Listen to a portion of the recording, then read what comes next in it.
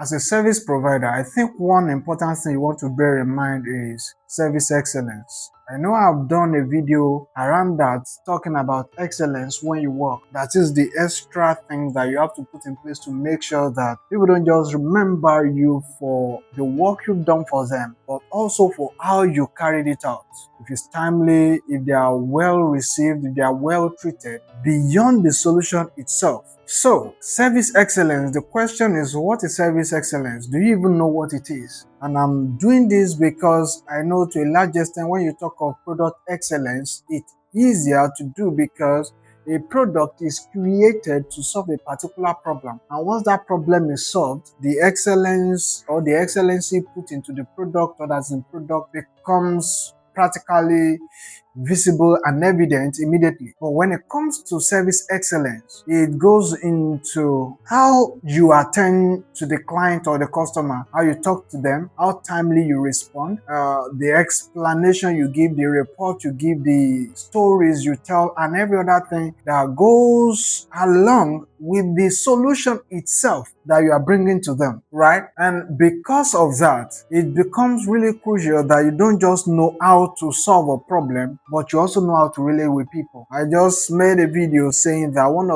in fact, your ultimate skill that you can have is communication. And if you can communicate, you can build, you can sell, you can relate with anybody and tell. In fact, practically you become unstoppable, right? But today when we talk about service excellence, to a large extent, you can sell product without necessarily having to talk. They can interact with your product online and then they like it and then they make payment. That is still very much possible. But when it comes to service, that's one particular area where communication is essentially crucial. Sorry for my English. But sincerely, if you're going to deliver any service, and for you to actually attain excellence in it, there's going to be need for a lot of communication. That is, you are going to mention everything that they need to know and the things that they need to avoid, the things they need to do. So, if you're a service provider as a business owner who provides services, you know that you have to do a lot more better. And that's why communication is important in achieving service excellence. And so, if you're going to achieve service excellence, what do you have to do? Or the question then is, what is actually service excellence? And without actually giving you any definition, I'll just read an excerpt from a book I recommend that you read.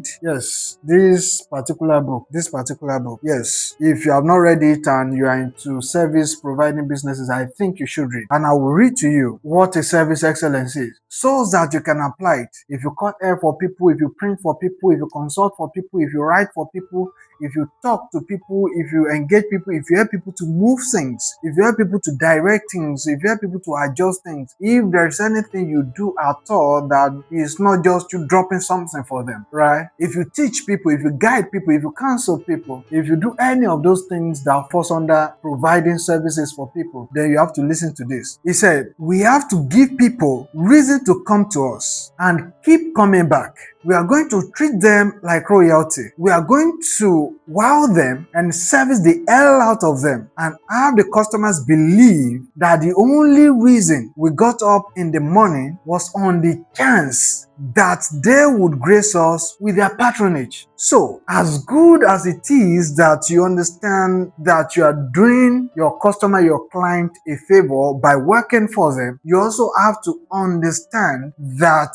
you are counting on the chance that they will give you that opportunity to treat them well, that they are going to grace you with their patronage. Because as good as you are, as good as you may be in your skill, in your delivery, or whatever it is, if they don't patronize you, you still be on the losing side. As great as you may be, as big as you may imagine your business, if customers, clients don't patronize you, you'll be in trouble. If you say you do business and you're not making money, you are simply in trouble. That's one. But secondly, if you are into service providing businesses and you want to embrace service excellence, because that's what's going to stand you out among many, among the majority, what do you have to do? You have to bear in mind, you are going to service the hell out of them. That is, by the time you are done with them, they are not thinking of any other place possible that they could go to get that particular problem solved the way you have solved it. We submitted a quotation just last week. We couldn't agree on the price for some reason, and after they told us they move on to the next person, I sent a message to them. Thank you so much for considering us in the first place, and we're looking forward to doing business with you